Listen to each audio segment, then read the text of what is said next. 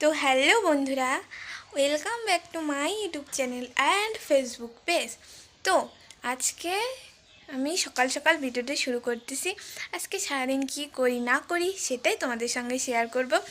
তো বড়োদেরকে আমার প্রণাম জানিয়ে এবং ছোটোদেরকে আমার ভালোবাসা জানিয়ে আজকে আমি আমার ব্লগটা শুরু করলাম। হ্যালো বন্ধুরা, দেখো আমার ছোদা কাকা খাবে নিয়ে সদা চলে এসো। তো আমার মামা হচ্ছে সকাল সকাল ঘুম থেকে উঠে কুখাদ্য খাচ্ছে, আর আমিও একটু নিয়ে খেয়ে নিলাম। তো কুখাদ্য খেয়েই আজকের দিনটা শুরু করা যাক। তারপর আমি হচ্ছে সুজি নিয়ে বসে পড়লাম, সুজিতে পোকা আছে কিনা সেটা দেখতে।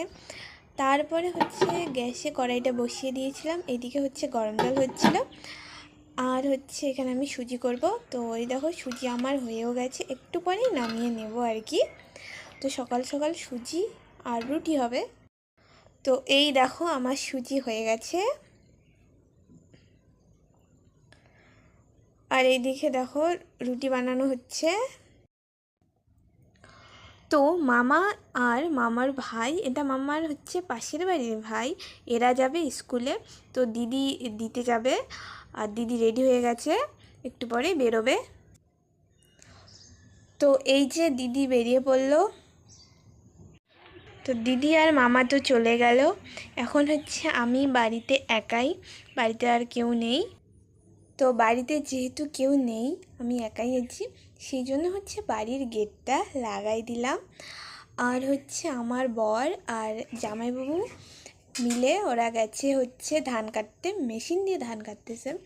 তো আমিও ভাবতেছি হচ্ছে আজকে যাব ধান কাটা দেখতে, তো দেখি যাই কি না। তো সকালে রুটি সুজি খাওয়ার পরে দিদি আর আমি মিলে ভাত রান্না করলাম। তো কি সবজি রান্না করছি আজকে তোমাদের দেখাচ্ছি।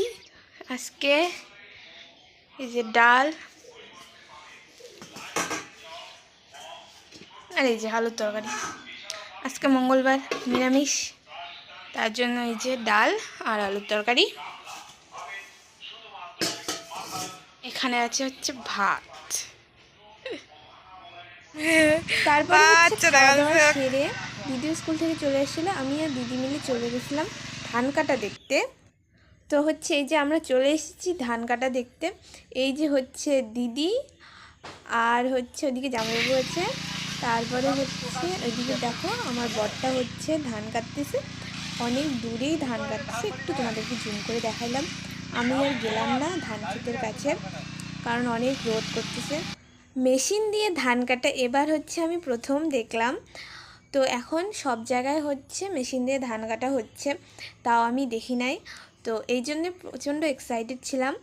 তো কালকেও দিদিকে বললাম আসতে, তো কাজের জন্য আসা হয়নি আর কি। তো আজকেও দিদিকে অনেকবার বলার পরে মামাকে হচ্ছে স্কুলে দিয়ে আসলো, তারপর হচ্ছে দিদি আর আমি মিলে ধান কাটা দেখতে আসলাম। তো এই মেশিনটা বাদ দিয়েও এখন আরও উন্নত মানের মেশিন বেরিয়েছে, তোমরা হয়তো অনেকেই দেখেছো। তো মেশিনগুলো বেরিয়ে ভালোই হয়েছে, এতে মানুষের কাজটা সহজ হয়ে গেছে।